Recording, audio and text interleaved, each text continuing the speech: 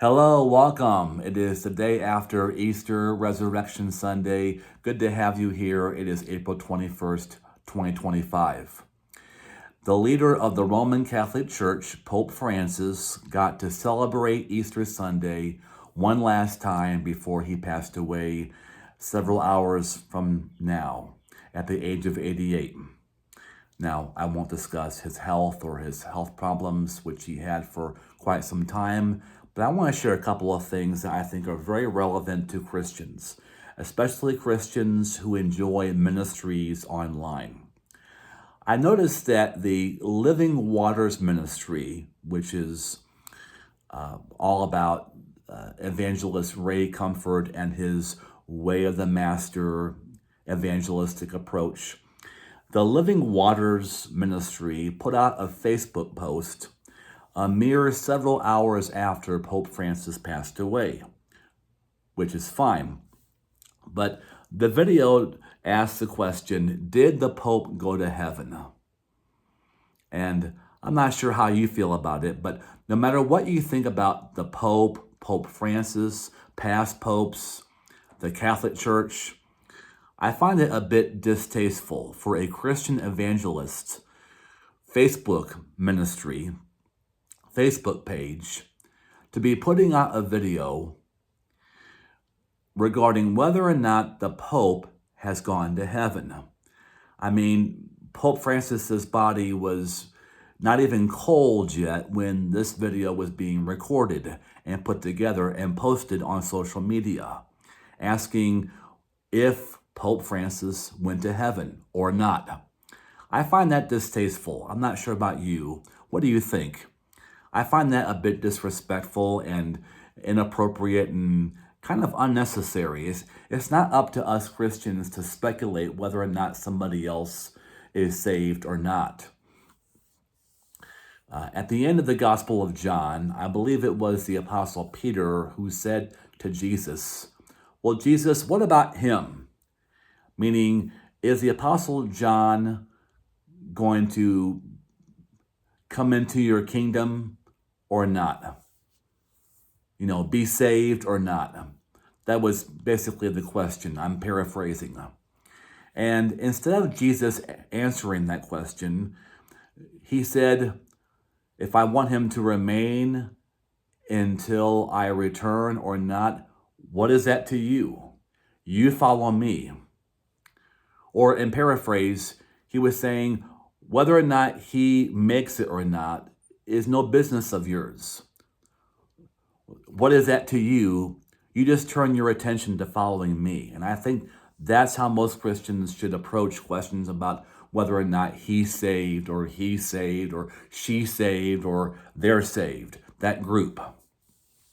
Catholic is one branch of the Christian faith, like Lutheran or Pentecostal or Charismatic or Presbyterian. And again, you and I can discuss and debate our opinions of the Catholic Church and Pope Francis and past popes all day long. All human systems and all people are fallible, imperfect. Pope Francis has said and done things that I thought were very good, and he has said and done things that I disagreed with. Perhaps you agree, but I just think that a Christian ministry putting on social media a post about whether or not he's going to heaven or not, or going to hell, just a mere hours after his passing, I find that distasteful and disrespectful and ultimately unnecessary. The second thing I want to say is that whether you agree with the Pope or the Catholic Church or not, I think Pope Francis gave us a pretty good example of living out the Christian faith. I read this post about Pope Francis by somebody else, and it said, this simple seven-word prayer was taught to Pope Francis by his grandmother in Argentina. And surely it found its answer in his life of sacrifice and his life of service to the poor.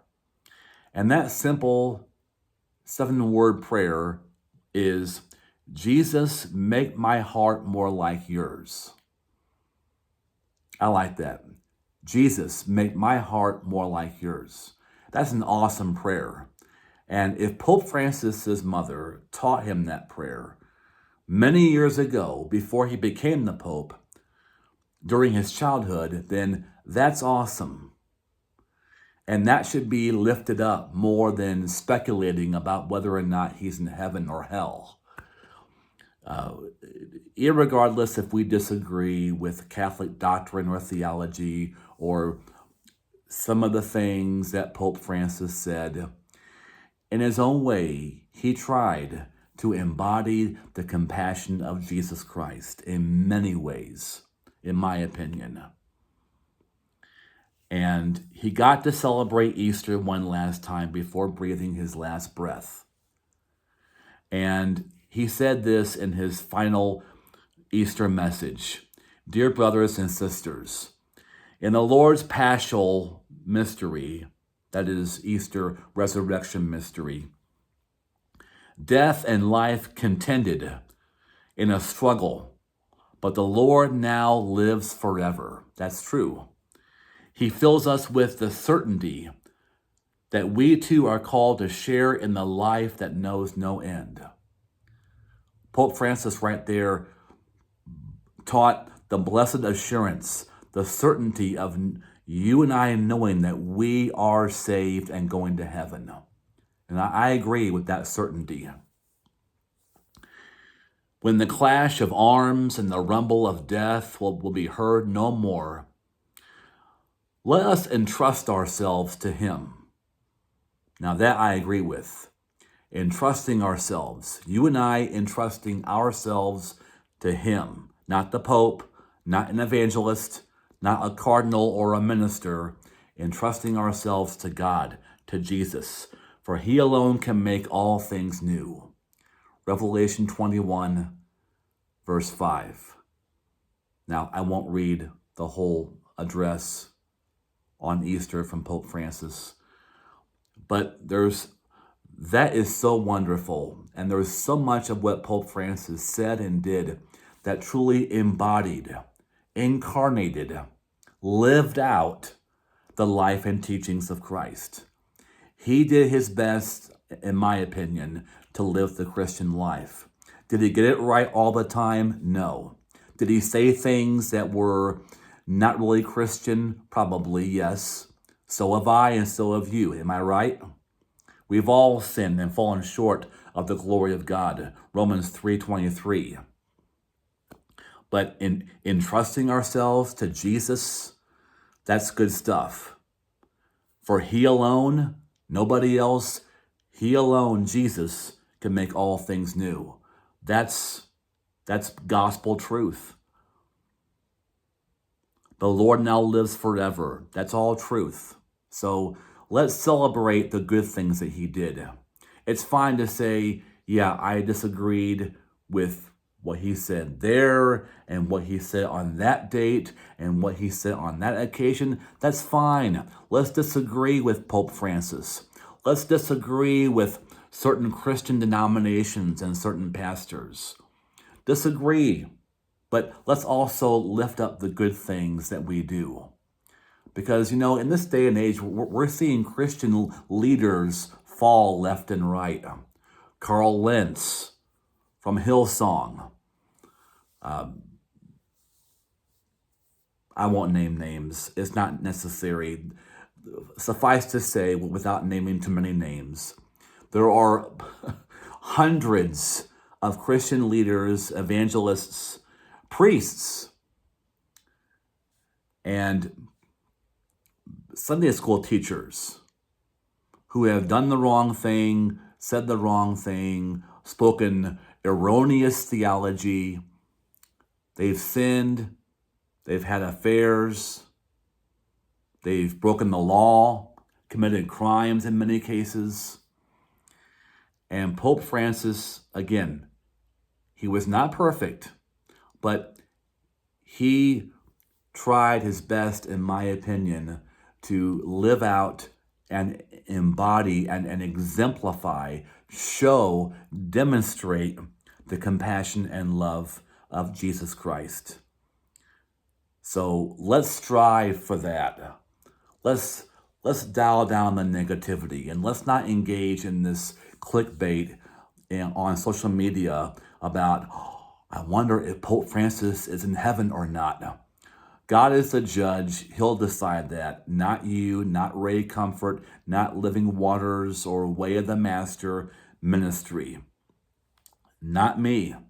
God will judge that. But I lift up this simple 7-word prayer that was allegedly taught to Pope Francis by his grandmother. Jesus, make my heart more like yours. That's simple. That's concise. That really is what the gospel is all about. So I ask you to join me in praying that prayer. And let's strive to live out that prayer. What do you say? Jesus, make my heart more like yours. If you would, say it with me. Jesus, make my heart more like yours. One more time. Jesus, make my heart more like yours. If that's our desire and goal and prayer, then we will live the Christian life. It's not necessary to click on every evangelist's or ministry's YouTube videos and fall for clickbait.